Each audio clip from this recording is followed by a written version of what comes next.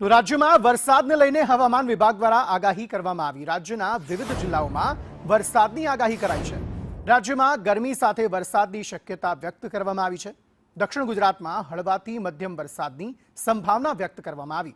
સુરત, નવસારી, વલસાડ અને ડાંગમાં આગાહી કરાઈ છે। દમણ, દાદરાનગર હવેલીમાં પણ વરસાદ પડશે। મોરબી, દ્વારકા, સોમનાથમાં વરસાદની આગાહી કરાઈ। ચોમાસું મહારાષ્ટ્રથી લઈ બિહાર સુધી આગળ વધ્યું છે। અમદાવાદમાં વાદળછાયું વાતાવરણ રહેશે। 40 થી 42 ડિગ્રી તાપમાન રહેશે તેવું હવામાન વિભાગ દ્વારા કહેવાયું છે। 11 जून से लेकर 17 जून तक गुजरात रीजन में हल्का से मध्यम बरसात का संभावना रहेगा इक्का दुक्का स्थानों में। और जो सौराष्ट्र का रीजन है इसमें 15 जून से आइसोलेटेड मतलब इक्का दुक्का स्थानों में हल्का से मध्यम बरसात का संभावना रहेगा।